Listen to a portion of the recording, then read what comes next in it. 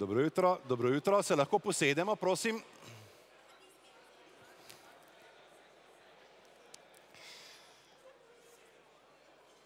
Good morning, let's get started, please.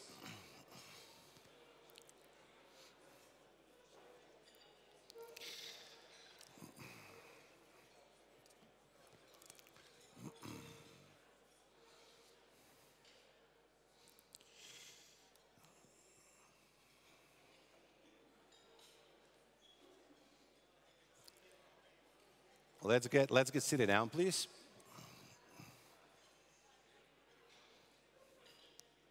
All right, let's start. Good morning and welcome, Your Excellencies, dear ladies and gentlemen. It is my honor to greet you today at AmCham Business Breakfast and to be able yet again to host a group of distinguished panelists at our roundtable, which is dedicated to internationalization of Slovenian economy. Before we move on to Achilles and his heel, I would like to invite Director of AmCham, Aisha Vodnik, to say a few welcome words. Aisha, please. Thank you, Jaka. Good morning and welcome to the first AmCham Business Breakfast in 2020.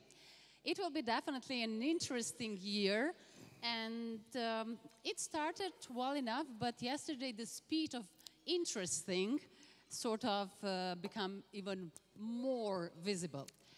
But when we talk about internationalization of economy, in theory, of course, we know a lot, and we have really great professor today to tell us about theory.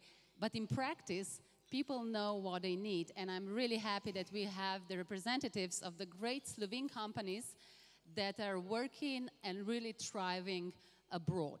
And with that, of course, bringing the well things to Slovene economy. When we talk about how to thrive abroad, you know that you need predictable environment and that you need basically pro-business oriented economy at home.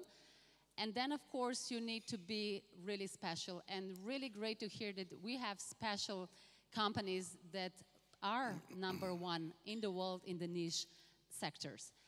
But also it's important that at home you have the knowledge of multinational companies and that they do open door to the companies to enter into their supply chains.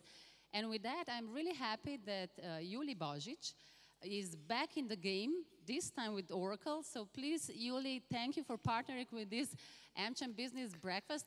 And I need to ask you, you're now my neighbor in the office building. Need to ask you, why Oracle? Thank you, Aisha. Welcome all.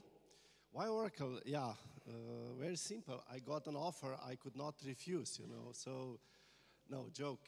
Basically, this is really a small part of why I came to Oracle, because as we all know, if you just go for money, then usually this is not a long-term success. So I decided before joining Oracle to visit really this annual conference in San Francisco. And I said, okay, let's see what it's all about. What is the company I will work for? And I was really impressed with Oracle. So we are going through really huge transformation. We are investing in 3 main pillars. So one is cloud, very strong in cloud. We are building 20 cloud centers around the world just this year. So basically every 20 days, new cloud center in order to support our clients in Europe. We will have it in Switzerland, Germany, Netherlands, and UK. Then the second pillar is application. So we are on Gartner, according to Gartner, in the top niche in many business applications like CRM, supply chain, customer experience, and so on. And of course, our technology. And the cornerstone of our technology is our database. And around database, we are building all these edge technologies like artificial intelligence, machine learning, blockchain, and so on. And basically, we claim for ourselves that we are a data company. So if you remember, just one thing about Oracle today is we help manage your data, you know, and getting from data the insights. And it's just amazing to absorb all these technologies and how we can shape and help different industries to overcome the challenges of today's world, you know, basically. That's why I came to Great, Yuli. Just maybe in the terms of internationalization, why it is important that companies like Oracle have their centers and their headquarters or regional offices in Slovenia. It's not, of course, just for the great jobs that they provide, but also that Slovene companies can enter into the supply chains. Is this the case that you will work on? Yeah, exactly. So basically, here as a small Slovenia, in a big Oracle world, we cannot play on the big numbers, you know, on the big projects. So what we should and what we are doing is basically coming out with innovative solutions and the pilot projects and working together with the companies.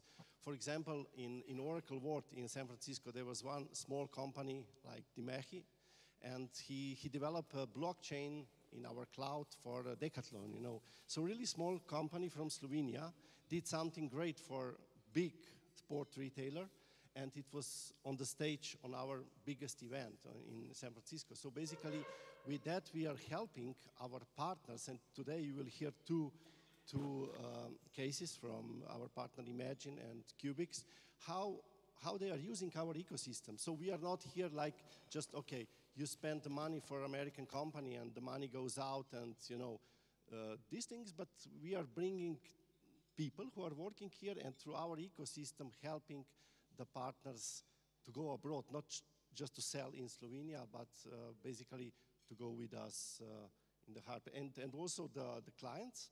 We have Iskratel today here, and with Damir, we are doing joint cooperation, developing new product, not, okay, what Oracle will sell to Iskratel or other way around maybe, but really how to design a joint product we could then pilot here and go abroad.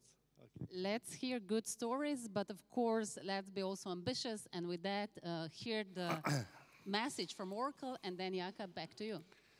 Thank you very much, Aisha. Thank you very much, Mr. Božić.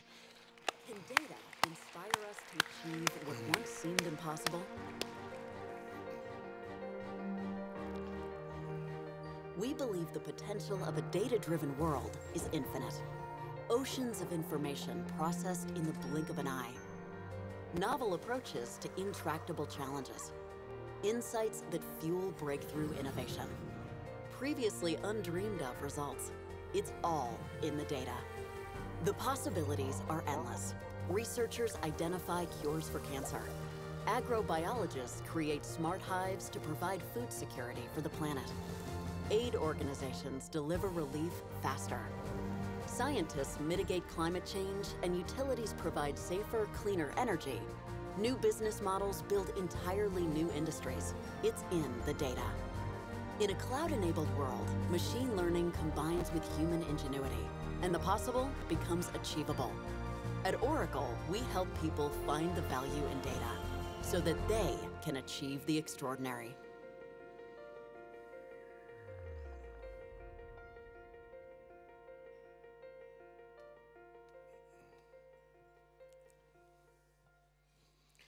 Thank you very much again. It is now my pleasure to invite our first two distinguished guests to the panel.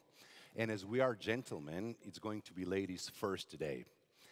Professor Dr. Andreja Jaklič from the Center of International Relations, Faculty of Social Sciences, University of Ljubljana. Welcome.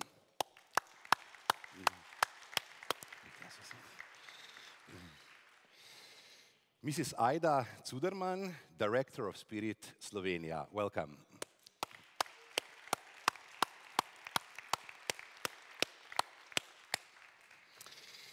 Before we continue, let me say a few words about our topic today.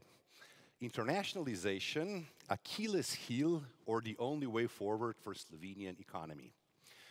Just imagine if Homer didn't write so much about Achilles, son of the mortal king Peleus, and if his mother, Thetis, didn't dip him in the waters of the river Styx, by which means he became invulnerable, except for the part of his heel by which he held him, the proverbial Achilles' heel.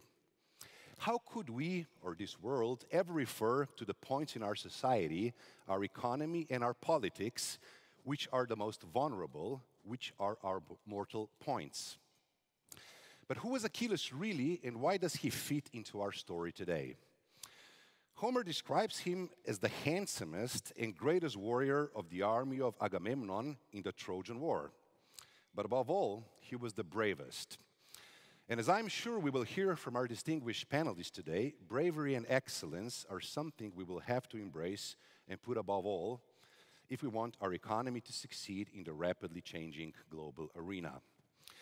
But let's put Greek mythology aside for now, as yesterday proved yet again that we have so much of our own here under the Alps. But one thing is sure, now it's time for being realistic and bravely face the new realities of the international business environment in order to be a successful economy in a green, healthy, and wealthy society. And that is precisely what I will discuss with our distinguished guests today. We shall, as always, remain optimistic and positive, something which is embraced in our national slogan, I feel Slovenia, if only we would use it more. Well, perhaps Luka Doncic and the Dallas Mavericks will help us here. So, I will continue with you, Andrea, and I have a disclosure. Andrea and I went to high school together, so we're going to be on the first name basis. Andrea, let's take a broader perspective to begin with. Internationalization in Slovenian economy. You and your team at the faculty conducted several researches on this topic in the last years. What can we learn from them? What key challenges are the rapid changes in global environment bringing to Slovenia? And what does the phrase internationalization of economy really mean for us? Please. Well, thank you for this occasion. It's a pleasure to be here. And indeed, there are many challenges and many changes going on. And Slovenia, actually, and Slovenian enterprises are well integrated and quite aware of these changes, I would say. So, first of all, the internationalization has changed a lot due to changes in international business environment. So, all these risks, which are larger political risk, coming also from home country, and new protectionism, new technologies, which are actually dictating much faster speed of internationalization. Mm-hmm. And I wouldn't call it as an Achilles. No, actually, for Slovenian economy, I think that this is a solution, I would say. What has changed due to these changes, in internationalization, is the way the firms internationalize, the patterns of internationalization. So namely, first of all, the speed, then the deep of interactions, the breadth of interactions. There is much larger integration in global value chains, and the global value chains actually changed a lot. They became different, they became more localized, they changed from more supplier-driven linear chains to more consumer-driven network chains. So there are plenty of new dimensions that companies has to follow, and indeed the patterns how they do internationalize do change. So the difference between those who are successful and those who aren't in internationalization, what was one of our research topics recently, among other, actually has shown. And actually, the fact is that enterprises are becoming more different within industries, within economies. So there is larger gap between the most successful and the least successful. And actually, it's internationalization which makes that difference. So one of the studies, for example, was when we were looking at new exporters and new companies that are starting to enter new markets. And actually, what was seen is that companies which start with very daring strategies, going out to more than one market, trying and test their products, more than one product at one market, are more successful. And actually, this is going on already in the early beginning. So this early start, just the first strategy how to enter foreign markets is very important.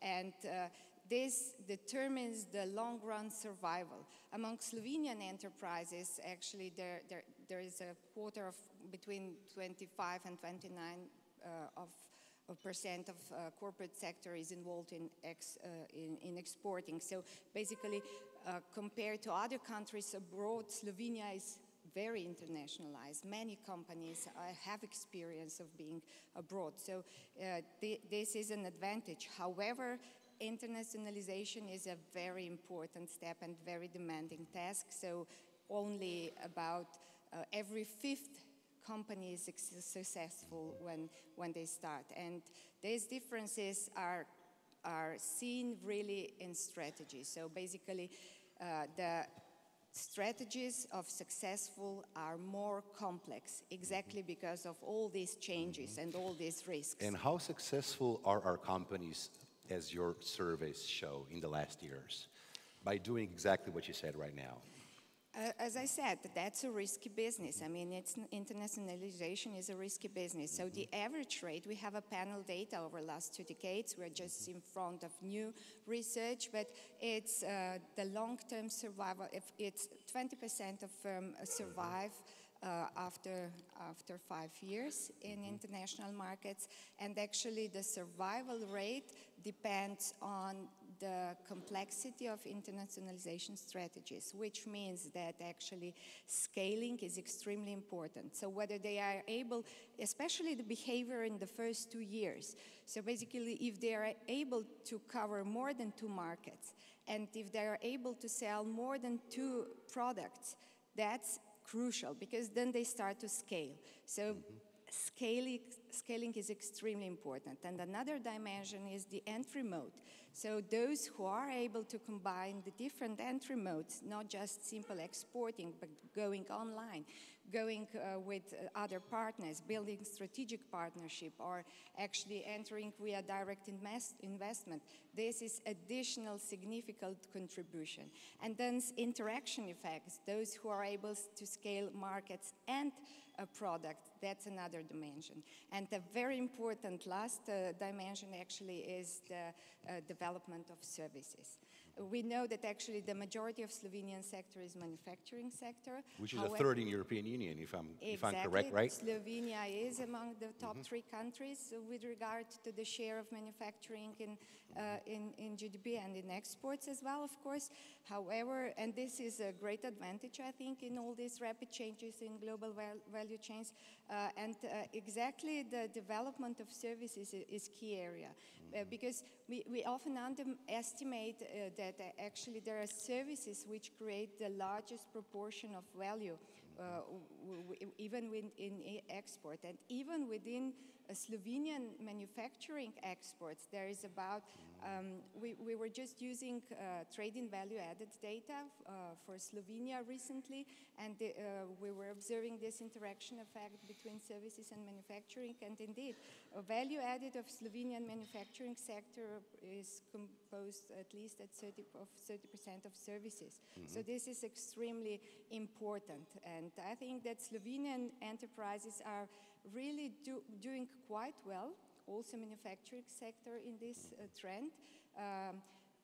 Because if we compare this to global sector, to global economy and global value chains in general, we can see that actually services, if we consider the old methodology, looking the balance of payment, gross terms approach, services compose about 25% of global trade. But if we took the value-added approach, services represent over 53%, over 55% of value added. Thank you very much. We'll come back to some of those topics which you raised right now in your answer. Mrs. Zuderman, all the challenges we will talk about today bring even more responsibility to the public administration and above all also smart regulation. Now, what do you at Spirit believe we must do to help our economy in these challenges of internationalization? What you are doing and what you believe we should do in the next period? That's not an easy question. However, okay, let's try. The figures tell a story. That's what we know. The analytics over the years have shown that in Slovenia, given your data and other data that is widely known, 80% of all GDP in export is made by a few large companies, and 20% of the GDP in terms of export, 20. I hated this Pareto rule since I was in university, but anyways, 20% of the number of companies that are exporting are big companies, and 80 approximately small and medium enterprises. So, okay, now given your data and what we know over the years, that means that small and medium enterprises are largely, in large numbers, exporting.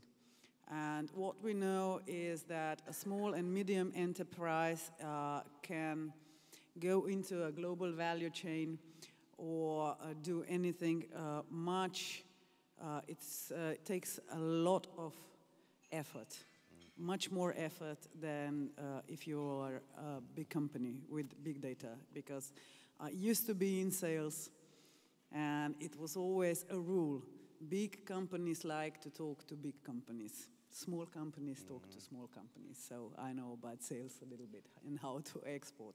So what we believe, and that's what we're trying to do, is that the companies themselves have to say what they need. But so far, for the last 4 years, they've been saying, okay, we need to adapt to be able to integrate into global value chains. That means that our production process has to be digitalized, our order supply chain has to be digitalized in order to be more competitive, and we can react quickly.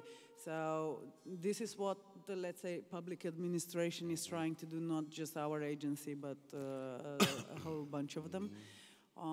Then the second thing is we figured out that the name Slovenia, like made in Austria or Britain is great and so on, has to become a more known brand globally. So when you say Slovenia, everybody knows that this is high quality and everything. So is that even possible? We've been trying to do that now for 30 years. And when I talk to some exporters, they say, Jaka, I mean, we're just putting a label made in EU on. When it's B2C, when it's to the end consumers, we're putting label made in European Union because the same piece of furniture that says made in Slovenia or made in Italy will sell half less. I mean, this is a concrete case. That's a fact. And we've been trying for 30 years now to put Slovenia as a brand on the B2C level. B2B level, we will talk a bit later because it's much different on B2B level. I'm sure Mr. Seljak from Hydria will tell more about that. But on B2C level, please tell me what more can we do?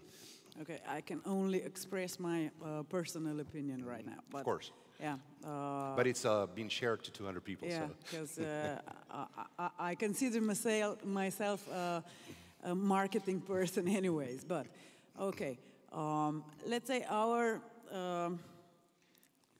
I'm 42, so I'm not that young. Maybe it is shown, okay. Many years they said, oh, what do you know? You're still young, you know, okay. But over the years, when I have seen my colleagues, and we were in business doing or choosing our brand or logo or anything for that matter, we are a special bunch of people with Slovenians. Some say, oh, my product should have made in Slovenia. And the others say, oh, my product should have Slovenian brand. Somebody says, okay, trusted by someone or the best brand. So, okay, we can never decide which logo or which national brand is the right one. But I think let's decide that I feel Slovenia is the right one. I feel Slovenia is the national brand for 20 years now. And I think that in the past few years we have been able to together with the governmental communication office, to convince more and more companies to use that brand. Because when there's something cute, and I feel Slovenia is cute, let's say, you should stick to it. And then you get known all over the world for it. So we should just believe that it's a good brand, it's a catchy name, and everybody should use it. It's that simple, and not fight anymore what should be or what shouldn't be our logo. Okay, Slovenia is the only country in the world which has love in its words. I know it sounds stupid, but it's catchy and it's cute, and people like to listen to these kind of simple things, and everybody should stick to it, really. And that's my personal I'm sure opinion. Mrs. Strauss-Podloger would agree Yeah. with you, right? Mrs. Strauss-Podloger, I'm sure you're watching your phone, but you're probably agreeing with us, right? Now, she is advocating I Feel Slovenia, which actually, to be very honest, is strong because of two things: the green color and the love. Everything else here, if you take Slovenia as a word, goes with a lot of other words like Slovakia or whatever, but this is strong.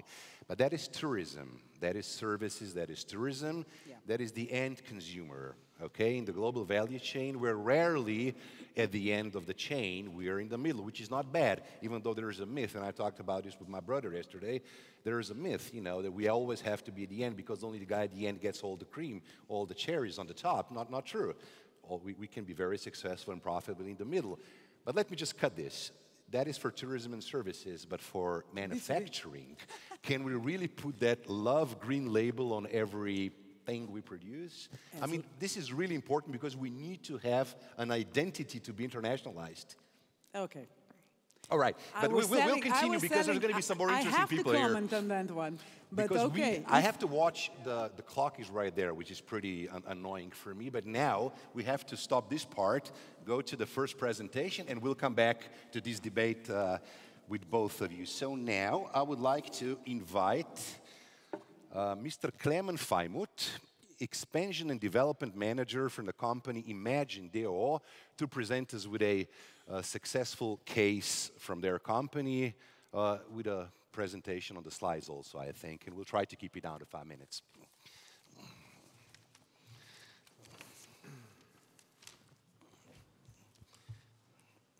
Good morning, everybody. Company Imagine is a software development company which is active in a quite globalized industry. But still, since we are based in Slovenia, it's quite a challenging task and not so beneficial environment if you want to internationalize. In this context, I'm not talking just about eventual government subsidies or the administrative support, but in general, Slovenian economy is quite small, so there's not so many big companies. And if you design a global solution, you quite quickly hit the wall. For example, one of our products which we have for real estate management, facility management software, 90% of buildings in Slovenia is managed by Imagine software for facility management. So you can imagine there's not much space for expansion in Slovenia, so you quickly need to go across the border and acquire new markets. Therefore, we need to be quite innovative in how we do it. As I said, Imagine is a medium-sized company developing software, and just this year we had the 20 years of anniversary of our development. And we are active in 3 pillars of software development.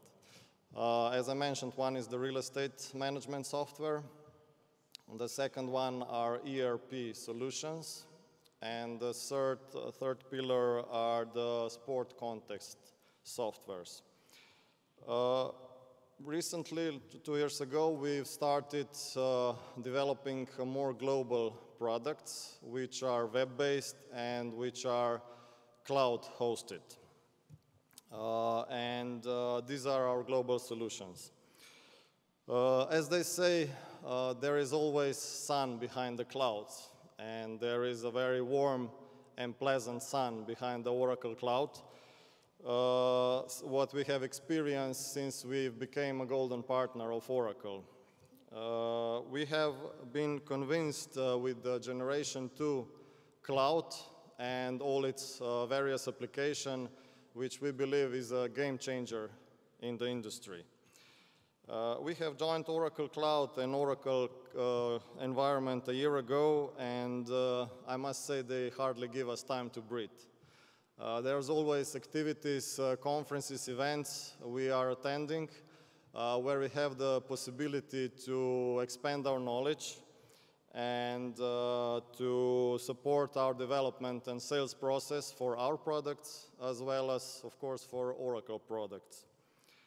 If I just say a few, for example, we just recently have a Partner Days event in Prague with Oracle, where various partners from the region joined together, presented their solutions, get to know between each other, and also presented these solutions to Oracle sales representatives in a global Oracle corporate network. And we've decided to jointly try to sell the solutions, the partner solutions, as well as Oracle Cloud. So I think this is a great step and great opportunity for all of us. They are hosting sales workshops in order to learn how to sell the cloud solutions. They have various conferences in Dubai, San Francisco, and London, where you can learn a lot about their newest technology and the applications you can use, and of course webinars. As for Imagine, our sales channels are mostly two types of channel. One is the real estate events and real estate fairs, where we present our solutions, for example, Expo Real in München, MIPIM in Cannes, and local fairs. And of course, the local partners which we engage with in, for example, Serbia, Croatia, and similar countries who can open the door for us. Of course, until recently, when we joined Oracle and their ecosystem, where we started really partnering quest and trying to get the Oracle also open the door to us through its global corporate network. So in short, I must say that Oracle business model and corporate network designed a smart ecosystem which can really facilitate and boost the business of all the stakeholders involved. So we at Imagine are quite enthusiastic and happy to be able to be part of this story. Thank you very much. I was on second. Thank you very much, Mr. Fajmut. It is now my pleasure to invite our next or additional three panelists, the male section, the guys. Dr. Istok Seljak, Director of Hydria Holding DO, welcome. Mr. Damir Opsenica, Director of Business Unit at Iskratel. And last but not least, Mr. Matjaž Grm, Executive Sales and Marketing Director at Adria Mobil. Welcome.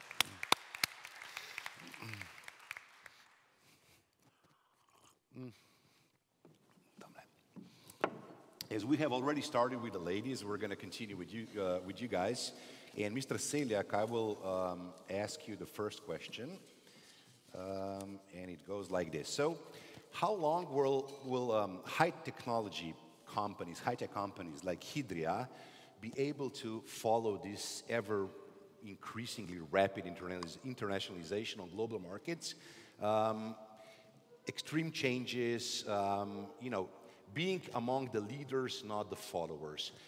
Will you be able to cope with that tempo? I know you've done a lot of good patents, a lot of good inventions now, but what will you need to do and how will you manage to do it in the next period in Hydria? I guess your question to a certain extent imposes that we are followers and that we need to deal that you remain leaders. That we need to deal with the question how we are going to be able still to follow, right? Which for us is not an issue, in the sense that one of the best answers that we have found to not needing to worry about whether we are going to be able to follow or not is just to be upfront, to be the leaders, which very likely is not the easiest one, but for sure it's a much more exciting and a much more rewarding one. It took us maybe 30 years, it was a period like around 2005 that everything came together. that we have figured out that we are not born or built to be followers, but to be the leaders, to leave something behind, something creative, innovative that that will improve the world that we live in. It maybe has to do with Idria, with 500 years of history in the quicksilver. Since 1490, it might have to do with the breakthrough innovation in the centuries that were coming from there, and inventions. But we have decided at that point for entering the automotive industry without any presence in it before, not because it's easy, but because it's extremely hard, by saying to ourselves, if we're gonna be able to succeed in this one, we're gonna be able to succeed everywhere, with a global breakthrough innovation, which became our motto. And we kind of, for sure, were not and are not a startup, but at that time we were, because we have completely redefined the company in 2005, have gone in the automotive from 0 to 200 million euro sales in 10 years in the automotive sector, becoming one of the European and world leaders with whatever 20-30% European or global market shares within our niches. And we continue to provide global breakthrough leading innovation, and this is our business, being upfront, entering the new territories, and showing the ways to the others. Mm-hmm. Value chains. Now, there is, as I mentioned before, there is this belief that, the most important position in a value chain is at the end of that chain. That's where you can make the biggest added value. But Hydria is in between, and you're making a lot of added value. How do you position yourself? How do you see yourself in a global value chain? I mean, you are perceived as or Slovenia is perceived as the supplier of the suppliers for the German car industry. How do you see yourself in the global value chain, and how profitable, or what kind of opportunities do we have in Slovenia in that position, in the middle of those value chains? We are in between, but we certainly are successful in being in between because of understanding the needs of the final user. So we dive deeply into the mobility. We really think that we do understand that, as a civilization, we are in the very special time of huge changes that are not in front of us, but that are right here in terms of the move due to decarbonization and digitalization from a carbon-based economy in the carbon-free economy, which results, of course, in our industry in moving from automotive industry into mobility industry. We are on the brink of the explosion of car sharing supported with autonomous driving and electrical vehicles, which is where, therefore, we focus, with innovative, creative solutions. So we presented a breakthrough solution on electric powertrain 2 months ago, where we are, introducing innovative special processes in now gluing lamination stators, rotors together with Chemical Institute from Ljubljana and many other partners, instead of mechanically clamping the motor together, which was the way for doing it for 100 years. As the result, the electric powertrain is much more efficient, uses less energy, increases the range of the electrical vehicle on one hand, but makes the whole solution much more competitive, so enables the massive deployment of electrical mobility. Hence the result, the first 300 million euro deal with BMW and Daimler on that. Last week Maserati joined, so we're going to be making together with them the first electrical Maserati. And thus we are, of course, being able to be successful in what we do in between, because we do contribute to what the final user really needs. If you remember, you probably remember a couple of years ago, you and I were sitting on a panel at the Bled Strategic Forum, or we were basically together at that panel, and it was about changes, challenges of electrification, for example, of mobility. And I asked you this question, or you were asked this question a couple of years ago. Hydria, being known at that time as the diesel supplier, what are you doing? When did you make the decision? Who did you listen to now, as you mentioned before, if I understood you correctly, got 300 million euros from BMW, Daimler, and now Maserati for electrification. Now, how did you make, how brave or how challenging was that decision a couple of years ago? What we do as our DNA and the way of doing things is we look into the next 10 to 15 years, understanding the trends, mega trends, how they will impact the next 10, 15 years, and how hence our industry of mobility will look like in the next 10, 15 years down the road. And we ourselves, besides the other studies, underwent through a couple of PhDs out of Hydra in this field of understanding how this environment will look like in the 10, 15 years. Based on understanding how it should and it will look like, we define our breakthrough project, our innovation for the next 10, 15 years. So if this is how it should look like, we try to make sure that it's going to be us that will contribute the solution, that this reality will be like that, because we feel and we think this is the only way to make sure we will still have place in that future. That is by creating that future. It's the only way that we can sustain. And we did it in 2005, 2007. We figured out that in 10, 15 years, we're going to have the hype in the electrification, which now is becoming true step by step. We're yet at the start of it. We have meanwhile still invested into the more than 25, 30 million euro into the global breakthrough innovation with 17 global patents of making diesel much more efficient and much more clean with the pressure sensorics glow plug. But then again, we have simultaneously been moving to the electrical mobility, innovating already here, enabling the hybridization, transformation, and benefiting from both internal combustion and electrical in hybrid, and then enabling the pure electrical vehicle. Last question, but very short. Where do you see Hydra with this development of global mobility, electrification, 2030, 2040? What will your products in the middle of the value chain be looking like? We're today a small transnational with 300 million euro sales and 2,500 employees.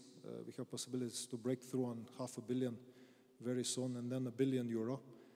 By partnering, by putting together the best global knowledge, and we go over the limits of what we do today. We are launching the Edison Vinci project, wireless induction charging infrastructure, that is charging of the electrical vehicles during driving from the road inductively wireless, which will break down the limits of the barriers of the range anxiety with the electrical vehicles and will, to a large extent, eliminate lithium-ion batteries on board. So we see ourselves as the providers, of the future green, sustainable mobility, with the benefit for Hydra and all of the environments where we are active. Thank you very much. Mr. Guram, I'll continue with you because it's sort of connected. The question is, again, we'll go through the challenges of mobility. You are at Adria Mobil at the end of the value chain. You do a final product. It's well known for decades and decades. You can drive around any part of Europe and there's going to be Adria campers around. First of all, I want to connect to the question we had before about the brand.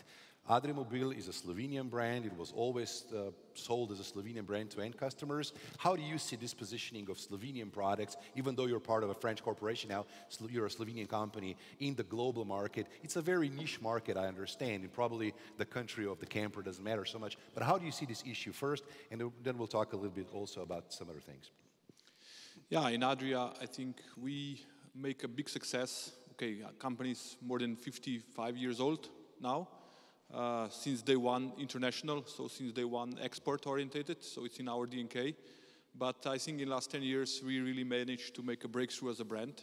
So we are now the market leader in whole Europe as a one single brand among 60 competitors. We have the biggest volume under one single brand in RV. And I think this comes because we believe that the brand has a big long-term sustainable essence for the development of the company, and everything has to go around the brand promise.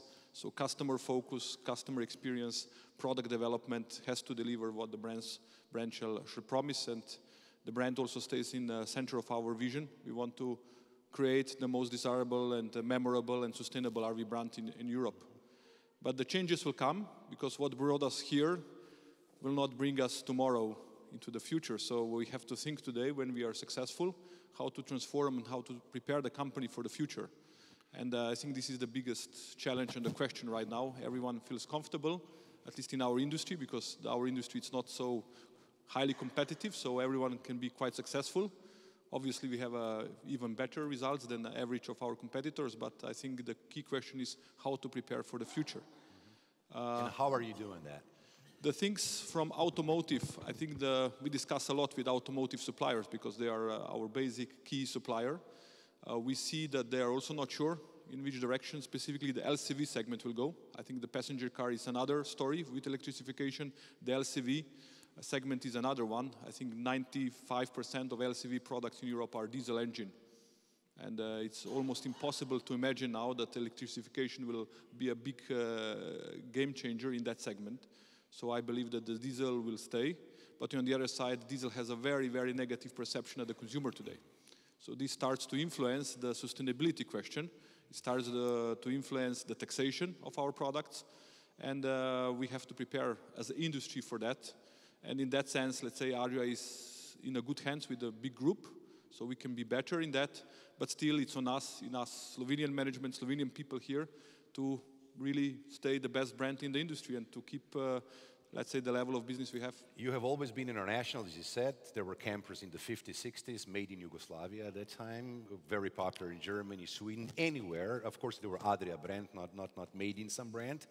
Did the change in the ownership, becoming part of this huge French corporation, change anything in your, I would say, approach to internationalization, your branding, your sales strategies, your development strategies? No. Very briefly, please. Not at all, because we are having a very different business model from everyone else in the group, because we are very international at more than 30 markets in Europe, plus we are on overseas markets as well. We are very distribution, customer oriented, not so much manufacturing, even though this is very important. But let's say our philosophy is very different from the rest of the group. So they learn more from us than we can learn from them. Great. But of course, we benefit a lot of synergies in the supply chain, etc. Thank you very much. Mr. Opsenica, I will ask her, we will comment on those things that we heard now about value chains and our position in the third part of our conversation. But let me ask you now, as a businessman, as a person from a successful, internationally oriented company as yours is, what do you expect from our domestic environment? What should we do here to actually enable companies as yours to be more competitive, better, stronger? I'm not talking about Achilles now, but I'm talking about a company more global. What do you as a businessman expect here to be done? Okay, thank you very much for inviting me here. I think, thank you all. It's an honor to be here. So, yeah, as you mentioned, so I think that Iskatel's position is quite specific. So I think they're calling us as a large company in Slovenia. You go abroad, we would be pretty small company abroad, especially in the communications. Now, when it comes to Slovenia, and somehow maybe the question is what we need and how we connect and how we kind of make it better.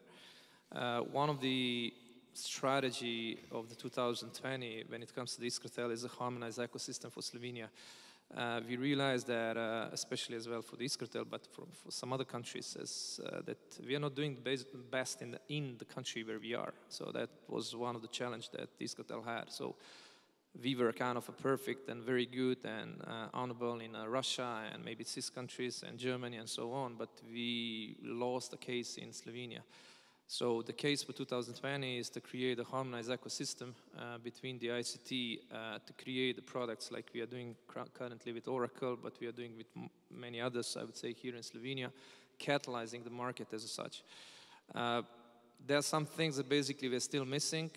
Yesterday I was flying, I don't know, from Berlin, and I spent like 6-7 hours basically to fly from Berlin to Slovenia.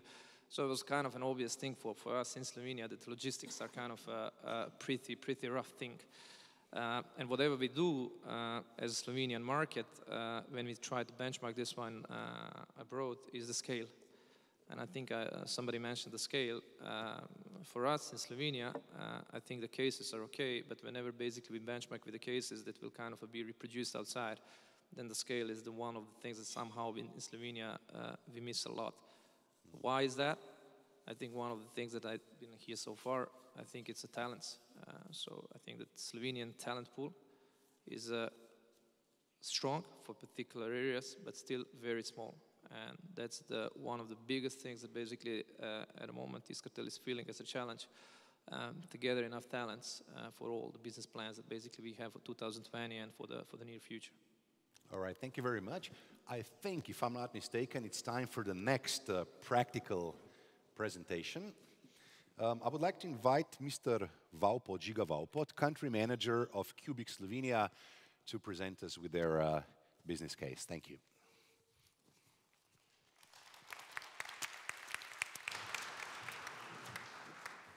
Thank you. Good morning. My name is Žiga Vaupot. I come from a company called Cubics. I'm sure that probably none of you have heard of the company, but we are, as a company as such, present in Slovenia since 2015, where we were acquired by English, UK-based company with the same name, Cubics. So, my name is Žiga Vaupot, and I'm basically country manager for the last 3 years, and I'm responsible for Slovenian business and also for the continent. So, as our Brexit friends in UK divided EMEA in the last year, so they split it into the UK and the continent, that's where we are at right now, is Slovenia. So basically I'm responsible for the expansion and development of the business in the whole region. And we are doing this, of course, with quite a lot of help with Oracle. And our main focus at the moment is basically Eastern and Central Europe. As you can see, besides UK and EMEA, we are also present with our offices in Australia, United States, and we have very fast-growing entity in India, which is not really surprising. As Cubic Slovenia, we were basically, the reason why we were actually invited to join Cubics International was we have the knowledge of business analytics, business intelligence, data warehousing technologies, and similar technologies as we do. So we expanded our specialization within the Cubics family further.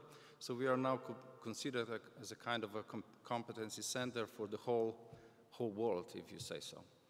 Besides business analytics, we also do projects locally and worldwide in enterprise performance management solutions, which basically consist in financial planning, financial consolidations, and similar applications that we develop. So we provide consulting, and we are part of 24x5 support service that we offer our customers worldwide as well. So, maybe just a quick look of the brands that we worked in the last couple of 3 years, maybe. And these are just the customers that we worked on, let's say, which has majority work has been done by Cubic Slovenia. So as you can see, we are fairly present in the region, in Slovenia, in the neighboring countries especially. We have a couple of good clients in Croatia, Serbia, but also we have very strong presence with our solutions and with our consultants also worldwide. So we are very strong in financial services, retail.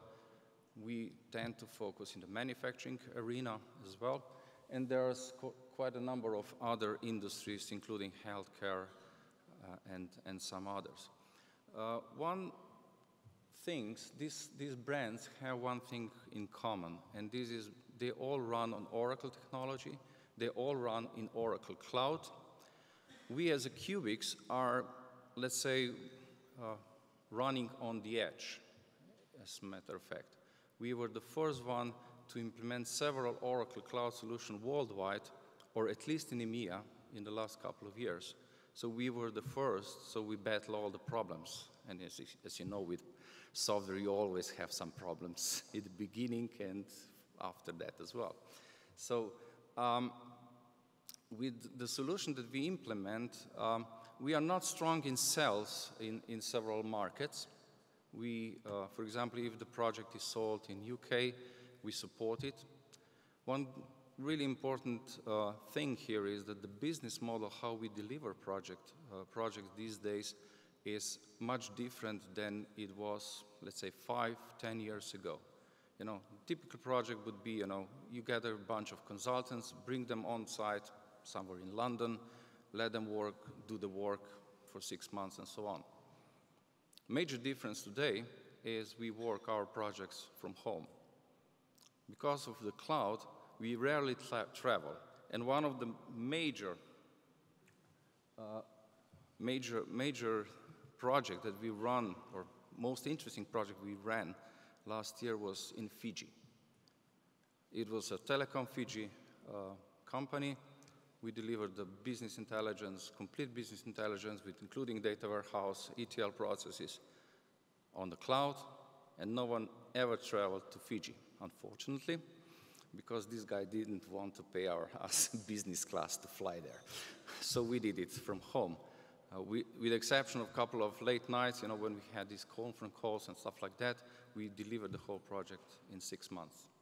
So this is the model we are working on, and hopefully we'll continue this eventually very soon. I just got an information that we won Liberty of London, so we are off our way. Thank you very much. Yeah. Thank you also for being so punctual, both of you, exactly 5 minutes. We have the last round now is discussion among the 5 of us, and then I think we might have a few minutes, if possible, for some questions. You can think about them now, so you can raise the hand, because we'll be very tight at the end with time. Andrea, I will continue with you, and there was a question that was raised at the very beginning by Aisha. The importance of the regional headquarters in Slovenia, the importance of keeping management, marketing, decision-making here. It's an ever-going story. There's a lot of movement from Ljubljana to Zagreb to Belgrade to, you know, all other capitals, but again, some of them are also moving back. What do you see from your perspective? How can we keep them here? How important is it, and how important it will be in the future in the context of our internationalization discussion today? Yeah, well, I'm doing surveys among foreign affiliates for a decade now, and indeed there was a trend where Slovenia in the past was closer to a hub, and even in terms of comparative advantage, the location was compared normally to Austria, Italy at the beginning. However, after the global recession, that advantage, comparative advantage of location somehow started to diminish. So I think it's a little bit bigger challenge as it used to be. In the last survey, actually, foreign investors compared Slovenia to locations like Hungary, Croatia, etc. However, I think there is a new trend, because in that survey, we also follow how do the business functions and tasks locate among the business network in multinational enterprises. And there, we have noticed somehow positive trend. So previously, indeed, many strategic functions were very centralized in headquarters. However, recently, with digitalization trend, we see differences, because headquarters are becoming more narrow, slim, and actually due to this localization in value chains and consumer-driven networks, and a lot of need to be in touch with consumers for innovation, again, local subsidiaries may increase their role. And like it was mentioned with Adria, for example, and some other companies, indeed, if they do have good teams, if they do have good solutions, and if they are digitalized, they may become more important in the whole network. So there are more opportunities in that sense. Exactly. When I said headquarters, doesn't necessarily mean where the general manager sits. It's where the R&D and all of those factors are. That is what is important. I mean, management can be for, you can be in Bucharest, but we need R&D. We need those high added value profiles here. But what do your investors, when you ask them, or your whoever you're asking those questions, who's responding to your service, foreign investors, for example, what do they say they need to change here to actually maintain their seat here or move back to Slovenia? Well, actually, of course, what they miss more is all investors actually look for talent nowadays. All investors look for connectivity, and what matters more is, of course, capacity of business facilitation. So politics matters, business policy, business environment matters a lot. But still, I would emphasize actually that foreign affiliates in Slovenia have above average R&D intensity. So they do find capacities and talents here. It's also important that they find talents and people and their skills as one of the most important advantage, although there is shortage all over the region. But even within the region, there is an advantage of the Slovenian workforce is still loyalty compared to other CE region, for example. So that's another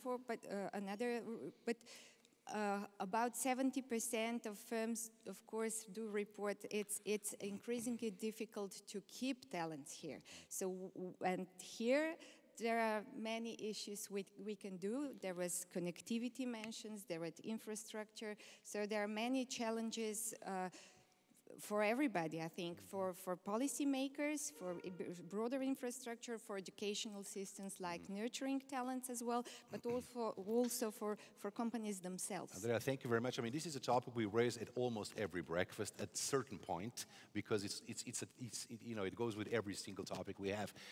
Mr. Seljak, you were kind of active in her answers now. You were thinking about it.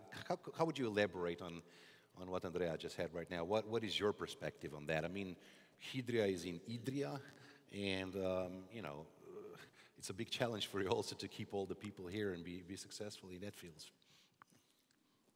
I think it finally, and always again, it comes down to the basics, right? For us, and I think for the country as well, it is, or it should be at least, about the vision and about the capability of its execution. And I think about, execution. Execution. That is execution in terms that we have too much of execution without vision all around still. We see it every day, which is a nightmare, obviously, and we need to decrease that. And on the other hand, we still have too much of visioning of the type of, daytime dreaming, and without the capability to execute. And we need to bring this together in a proper form. A bold, research-based vision with the capability to execute, and this is basically also what we do. I think we have a great opportunity, maybe also with what happened yesterday, of finally diving deeply in Slovenia into understanding where is our competence, where our competitive advantage, especially human resource-wise, and finally define a certain type of the focus, because we are relatively small, but we can be big in certain specialization in the niches. And I think the strategy of smart specialization is maybe a kind of the basis for that, but we need to be more bold. We need to express that more clearly. We need to adopt and develop the education system, all the science that goes along, and the human resource development and the economic diplomacy. We all go into a certain direction of developing a couple of core ecosystems where we will become the best European or world hubs. And this is what will attract also I wouldn't say national or international capital or companies, whatever, it doesn't matter. The best companies that are sustainable and that can sustainably also contribute to the development of our environment. I think we need to go back to the basics. Thank you very much. Mrs. Suderman, would you care to elaborate also on that topic? You were kind of challenged by Mr. Seljak. Yeah, I wouldn't agree more. Because we have quite a few challenges ahead, not just the research data that is shown, but feedback from the real investors, home-based or foreign, FDI, it doesn't matter. It's not that you wouldn't have possibilities to create new businesses. You can create anything. It's a question of a skilled workforce, and we are lacking on that one. We know that. If Yaskava, let's say, Yaskava was a big investment last year that started working. Everybody knows that. But if there are a few companies which should supply to Yaskava in that region, I was talking to the mayor in last week. He said we don't have enough workforce, Slovene workforce. So that's one parameter that we have to. So what do we choose to be the right strategy for our country or headquarters. Okay, we know we have some research capabilities, and many of the foreign companies that came here chose us because of our, let's say, leading innovation thinking and research and patented solutions and everything. So we have a lot of it, and even better if we have our own companies who are able to do it, we should cherish that. It's interesting you mentioned, thank you very much, you mentioned Yaskava. This kind of goes to the second question I wanted to ask you.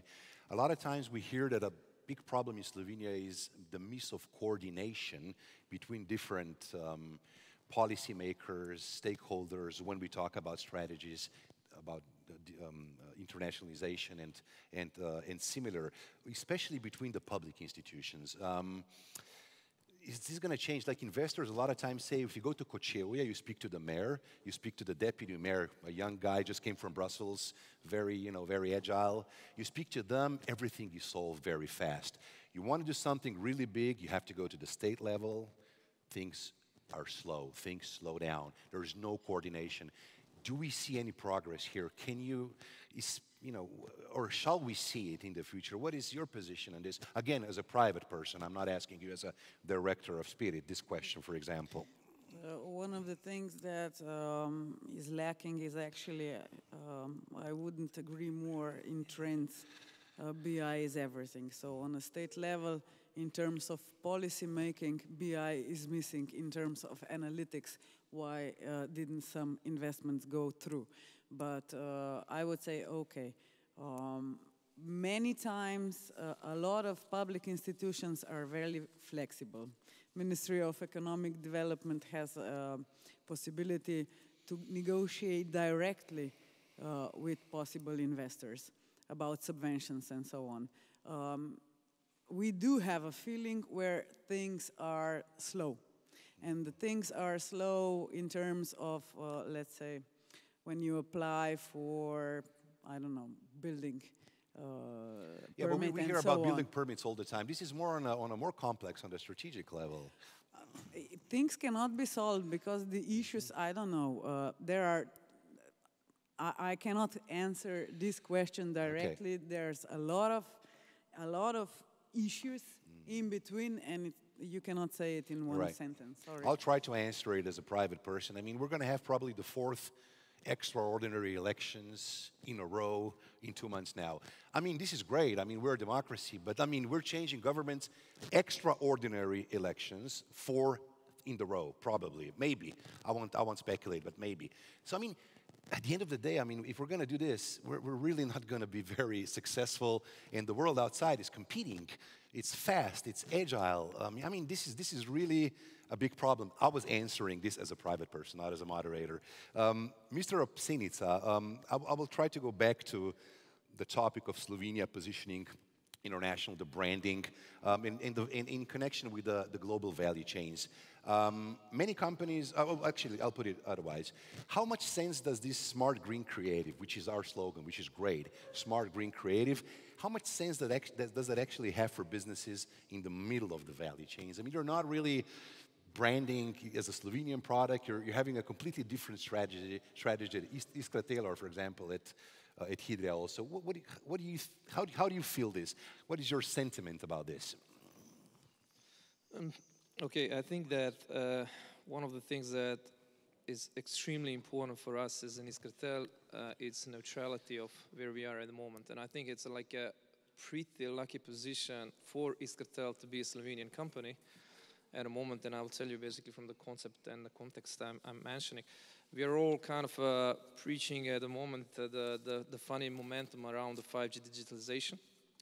It started like during the last years with the first time in a telecommunication history that basically one of the digitalization trend is used for the politicians and kind of a positioning even one vendor as a kind of discarded from one side and basically accepted from another side. Why I'm mentioning this one, I think as a Slovenian company, that just created for us kind of an incredible publicity for the Europe and for the area of the market where we are at the moment. We are not in the middle. I think what we're trying to do, especially in the communication, I think we are trying to basically get a whole piece, and we are calling this by the end-to-end, basically in the sense of the services, products, and everything what we are producing at the moment. Because we see the value in a sense, and I think the digitalization trends basically that are coming in will give us an opportunity to basically really be responsible end-to-end in a sense. So, and for that one, when it comes to end-to-end, it means as well consumers. I don't know how many of you know that basically Eastcatel as well is producing the consumer devices, and we are producing the networks, and we are producing the services that are kind of enabling those products on the market. All right, thank you very much. So if I elaborate, we could agree, and please correct me if I'm wrong, that when it comes to B2C segment, brand Slovenia, made in Slovenia, I feel Slovenia is important. When it comes to B2B segment, when you're in the middle of a value chain, it doesn't have such a weight, such a leverage, but other things are way more important. And I always wanted to ask you this, Mr. Seljak, just a very short answer. In your segment, in the auto industry, if you hear about a Slovenian supplier in Germany, that's top quality, that's top edge. Everybody knows it. It's the best, right? If you come in sound from Slovenia, I do auto parts for German companies in Germany. You're like, whoa, right? This is a question that's important because in segments, our image, our brand is really strong. We just need to learn how to do it in other segments. Was I correct in this statement? Basically correct. I think, when we visit Volkswagen board like we did before the year end together with the minister, also in that case, which I think was a positive approach to both push forward Slovenia as a destination in terms of the brand, but then link it with the successful companies, and we were together, Collector and Hydro are basically there, that are recognized for the breakthrough solutions. And to a certain extent, we are a kind of a equal discussing with the Volkswagen board in terms of how we see the future and where are solutions for that future coming from. Because nowadays it's not that it's coming so much from the automotive suppliers that are focusing on brand assembly and understanding really what the mobility is going to be yet, and they are searching themselves. It is coming from the development and pre-development suppliers that are representing, like we are, solutions for 2025, 2030, and they then think about what should the vehicle be where this will be possible to be built in, and in a certain extent adapting them to us and not just us to them. It's not kind of a standard relationship as it used to be in the past, and they have just as much to learn and to benefit from us as we have to benefit from them as the customers. And in these terms, yes, we are a very strong brand, and we are a synonym for the breakthrough innovation, for the future, true.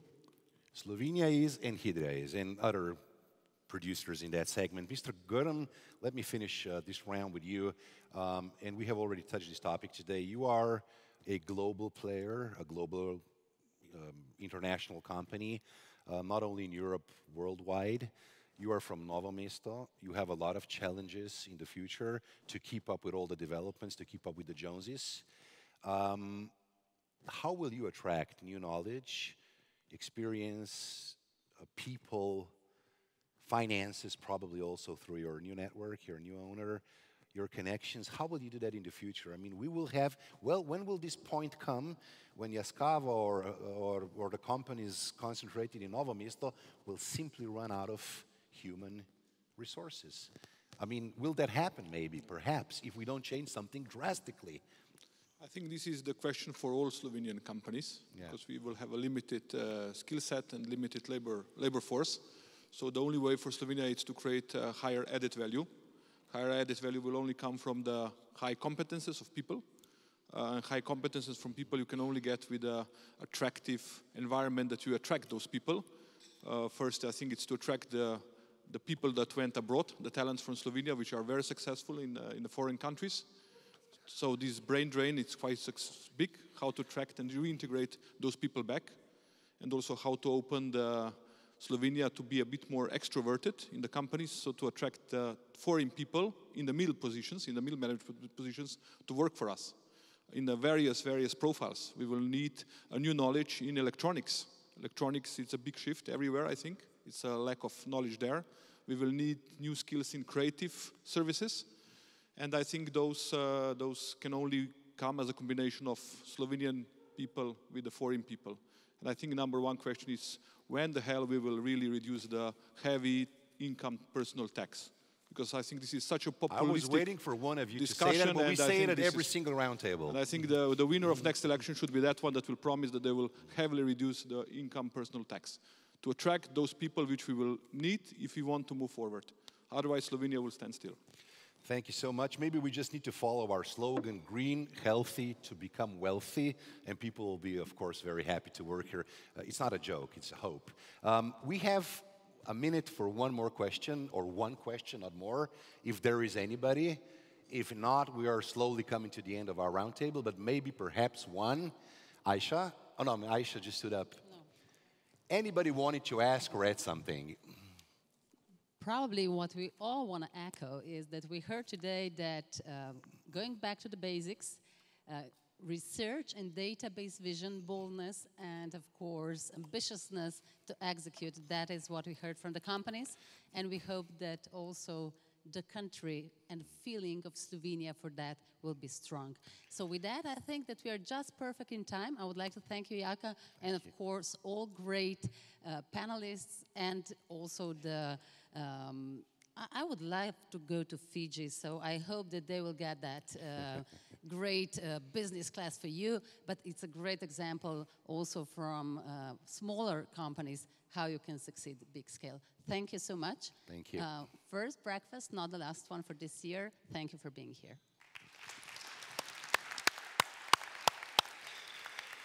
Hvala lepa. Hvala.